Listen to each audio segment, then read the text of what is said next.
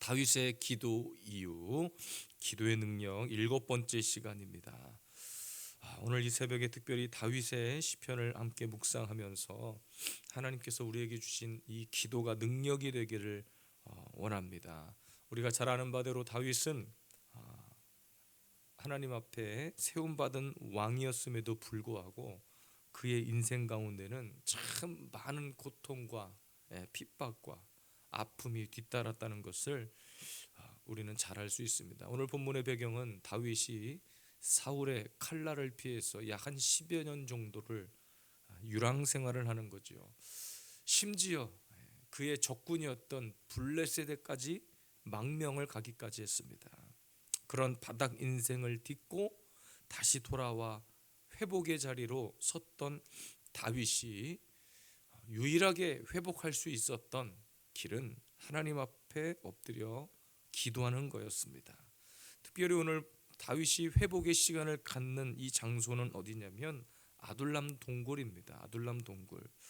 정말 치열한 인생을 살았지만 그곳에서 다시 한번 하나님 앞에 기도하고 다시 한번 엎드려서 위대한 하나님의 역사를 다시 한번 이끌어갔던 그 다윗의 기도, 다윗의 승리 비결은 기도를 빼놓고서는 이야기할 수가 없어요. 우리 사랑하는 성도 여러분, 우리가 왜 기도해야 됩니까? 우리가 왜 하나님 앞에 예배해야 되죠? 힘들고 피곤하고 잠이 많고 하는데 이 새벽에 나와서 예배하는 이유가 뭡니까? 바로 다윗을 살렸던 그 기도가 오늘도 저와 여러분들의 영혼을 살리는 기도이기 때문입니다. 다윗의 역사로 끝나버린 것이 아니라 오늘도 그 기도의 역사가 저와 여러분들을 통해서 계속해서 이어지고 있기 때문입니다.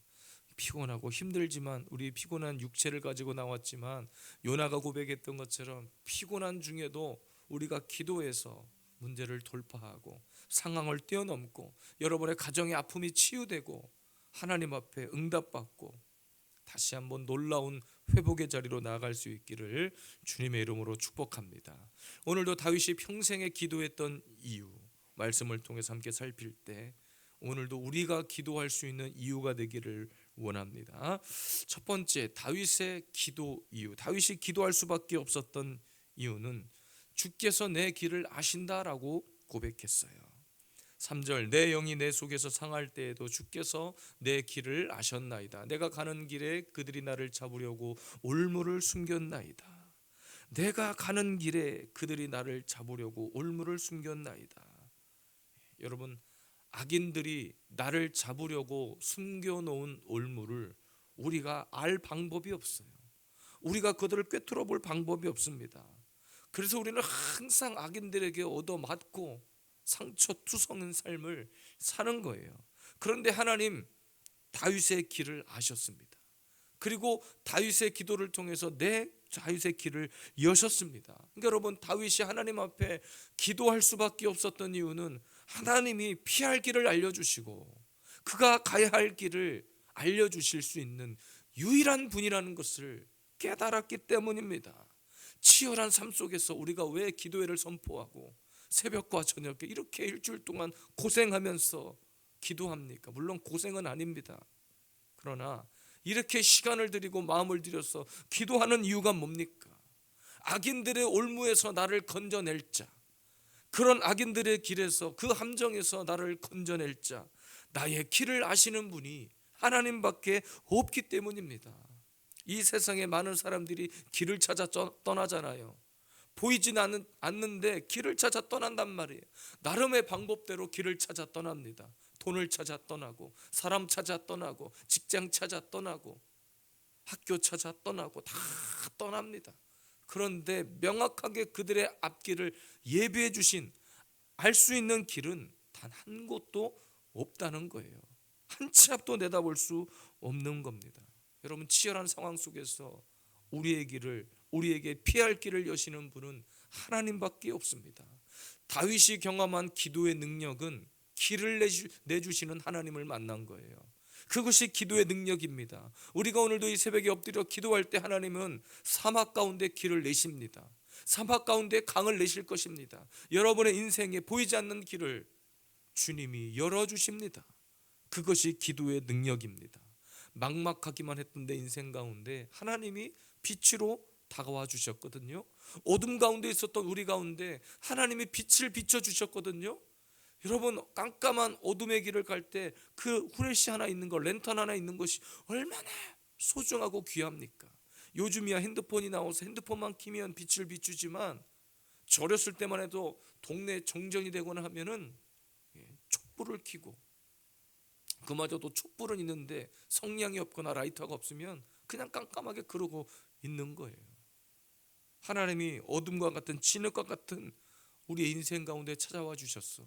우리의 기도 가운데, 우리의 부르짖음 가운데 우리의 인생의 길을 열어 주셨습니다. 그래서 여러분, 기도하는 사람은 달라요. 보이지 않는데 기도하는 사람에게만 보이는 것이 있어요. 보이지 않는데 기도하는 사람에게만 깨닫게 하는 하나님의 영적인 삶이 있습니다. 그래서 그 길대로 가기만 하면 가장 안전한 곳, 가장 편안한 길, 그런 길이 될 줄로 믿습니다. 틀림없이 죽어야 하는데, 틀림없이 망해야 되는데 기도했더니 하나님이 길을 열어주세요. 살려주세요. 생명을 주세요. 악인들을 이기게 해주세요. 오늘도 이 새벽에 그런 기도의 능력이 우리 가운데 있기를 주님의 이름으로 축복합니다. 두 번째입니다. 다윗의 기도 이유는 핍박하는 자가 나보다 강하다, 이렇게 고백하고 있습니다. 6절 말씀 끝에 보니까 나를 건지소서, 그들은 나보다 강하니이다 그랬습니다. 그러니까 여러분, 다윗은 깨달았던 거예요. 나를 공격하는 원수들이 얼마나 강력한 존재인지를 알았어요. 얼마나 그들의 무기가 강력한지를 알았습니다. 여러분, 내가 할 수 있는 일이 있고 내가 할 수 없는 일이 있어요. 내가 할 수 있는 일은 신속하게 처리하면 돼. 내가 할 수 있는 일은 지체하지 말고 빨리빨리 처리하면 됩니다. 그런데 할 수 없는 일은 어떻게 해야 될까요? 맡겨야죠. 할 수 있는 분에게 맡겨야죠. 여기서 맡긴다는 것은 기도입니다. 기도. 장애물이 클수록 좋은 거예요. 이미 내 손안이 아니거든요. 누구에게 맡겨야 됩니까? 하나님, 전능자 하나님 앞에 맡기는 거예요. 그것이 기도입니다. 핍박하는 자가 나보다 크다는 것은 내가 뛰어넘을 수 없는 장애물이 있다는 거예요. 나의 힘으로 돌파할 수 없는 것이 있다는 거예요. 그럼 어떻게 해야 돼요? 맡겨야지요. 그 일을 할 수 있는 사람에게 맡겨야지요. 제가 과거에 직장 생활할 때 건설회사를 다녔습니다. 건설회사 직원이었습니다. 근데 건설회사라고 해가지고 모든 공사를 다 하는 게 아니에요. 그 회사가 할 수 없는 일은 그 일을 할 수 있는 회사 업체를 불러서 맡깁니다. 맡겨요. 그래서 공사를 이루어 갑니다. 내가 할 수 없는데 할 수 있다고 뻥치면 안 돼요. 사고 납니다. 우리가 영적인 일도 마찬가지예요. 하나님이 우리 스스로 할 수 있는 일을 맡기신 것도 있지만 할 수 없는 거, 내 힘으로 감당할 수 없는 거, 그거 주님 앞에 맡기라고. 여러분, 어린아이들이 부모를 보면 가장 든든하게 여기는 게 뭐예요? 야, 우리 아버지다, 야, 우리 엄마다 라고 외치는 이유가 뭐예요? 든든한 나의 후원자, 내가 할 수 없는 일은 우리 엄마 아빠 다 할 수 있다고 믿기 때문에 그런 거 아니에요? 어렸을 때 어린아이가 혼자 길에서 방황하다가 엄마를 만나고 아빠를 만났을 때 가장 기뻐하고 달려서 안기는 이유가 뭐예요? 나는 찾아갈 수 없지만 엄마 아빠와 함께 있으면 그 길을 찾아갈 수 있다고 믿기 때문 아닙니까? 내가 할 수 없는 것 주님 앞에 맡겨야 됩니다. 왜? 너무 장애물이 크기 때문에. 여러분, 클수록 주님 앞에 맡겨야 돼요. 그것이 기도입니다. 그것이 기도의 능력이에요. 그것이 하늘의 지혜입니다. 다윗이 아무리 뛰어나다 한들 하나님이 그 영혼을 붙들어 주지 아니하셨으면, 하나님 앞에 기도로, 믿음으로, 말씀으로 맡기고 나아가지 않았으면 골리앗 앞에서 백전백패할 수밖에 없어요.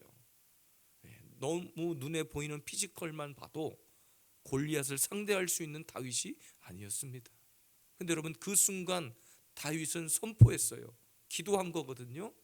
너는 네가 가지고 있는 것 무기를 믿고 나오지만, 칼과 창을 들고 나오지만 나는 하나님 말씀 믿고 나아간다. 맡긴 거 아닙니까? 하나님 앞에, 하나님의 말씀의 권능 앞에 다 맡겨드린 거예요. 여러분, 그것이 기도의 능력이에요. 오늘도 이 새벽에 여러분 하나님 앞에 맡기십시오. 인생의 장애물을 만나셨습니까? 내가 해결할 수 없는 문제를 만나셨나요? 맡기십시오. 전능자 하나님이 그 장애물보다 크신 하나님이 오늘도 그 문제를 돌파하게 해주실 것입니다. 기도의 능력을 믿으시길 바라요. 기도의 파워를 믿으시기를 바라요. 말씀의 능력을 믿으시기를 바랍니다. 마지막 세 번째, 다윗이 기도할 수밖에 없었던 이유는 내 영혼을 옥에서 이끌어내 주셨다는 거예요. 7절이죠. 내 영혼을 옥에서 이끌어내사 주의 이름을 감사하게 하소서. 여러분, 옥에 갇힌 사람이 스스로의 능력으로 옥에서 벗어날 수 있는 사람은 아무도 없습니다. 수렁에 빠진 사람이 몸부림을 치면 칠수록 사실은 더 깊게 들어가는 거예요. 늪에 빠진 사람들이 아무리 허우적 대봤자 더 깊이 빠져드는 거예요. 누군가 강력한 힘을 가진 사람이 구원해 주던가 아니면 땅이 굳을 때까지 기다리든가 해야 되는 거예요. 우리가 인생의 어려움 만나면 가장 먼저 찾아오는 어려움은 우리 영혼의 눌림입니다. 인생의 아픔이 찾아오면, 우리 교회에 이렇게 폐암 환자가 계시지만 가끔가다 한 번씩 잘 하고 계시고 버티고 계시지만 한 번씩 마음에 이렇게 근심이 찾아올 때가 있을 거 아니에요. 아픔이 오고 또 통증이 오고 한 번씩 무기력함이 찾아올 때가 있을 거 아닙니까? 여러분, 그때는 의사도 어쩔 수 없어요. 아무도 도움을 줄 수 없어요. 아무리 옆에서 힘내라 뭐해라 해도 소용없어요. 이미 몸 안에 근심이 가득 차 있기 때문입니다. 여러분, 그때 우리가 기도하잖아요. 그러면 하나님은 우리의 영혼을 소생시켜 줍니다. 우리의 영혼을 갇힌 옥에서 이끌어내 주실 분은 우리 하나님밖에 없는 거예요. 그러니까 여러분, 기도할 때 하나님은 우리의 영혼의 자유함을 허락해 주십니다. 모든 근심도, 아픔도, 염려도, 불안한 마음도 우리가 기도할 때 그 영혼의 자유함을 주시는 분이 하나님이에요. 이것이 기도의 능력입니다. 그리고 그때 나타나는 우리의 고백이 감사 아니겠습니까? 감사. 7절 말씀, 내 영혼을 옥에서 이끌어내사 주의 이름을 감사하게 하소서. 그러니까 여러분, 기도가 감사로 연결되는 거예요. 기도를 통해서 감사를 고백하고 선포를 하게 되면 기적이 나타나는 거예요. 내 영혼의 자유함이 나타나는 거예요. 그래서 여러분, 다윗은 위기 중에 입술에 파수꾼을 세워달라고 고백한 거예요. 원망과 불평이 아니라 기도를 통해서 영적인 자유함을 누린 겁니다. 기도하면 어둠은 떠나가요. 믿으십니까? 기도할 때 우리의 모든 근심과 아픔, 인생의 무게가 가벼워지는 거예요. 우리의 영혼의 자유함을 주시는 거예요. 이것이 기도의 능력입니다. 여러분, 오늘도 이 새벽에 우리의 기도를 들으시는 우리 하나님 앞에 믿음으로 끝까지 구하십시다. 기도를 중단시키지 마십시다. 포기하지 마십시다. 우리만 포기하지 않으면, 우리의 기도만 중단되지 않으면 하나님은 쌓여있는 기도를 반드시 들어 쓰십니다. 지금 씨앗을 뿌리잖아요. 기도의 씨앗을 뿌리고 있는 거예요. 반드시 뿌려진 씨앗은 열매 맺게 돼 있습니다. 우리 열매 맺을 때까지 포기하지 말고 주님 앞에 나아가십시다. 하나님의 음성을 듣고자 기도하면, 우리가 많이 불렀던 찬양이잖아요. 하나님의 음성을 듣고자 기도하면 하나님께서 잠잠히 내 기도에 응답하시고 내 기도 들으시고 하나님의 깊이 반응하신다고 하시잖아요. 시편 40편의 고백, 여러분 오늘도 그 고백이 우리의 고백 되기를 원합니다. 간절한 기도의 고백으로 기도의 열매 맺는 이번 한 주간 2026년 한 해가 되시기를 주님의 이름으로 축복합니다.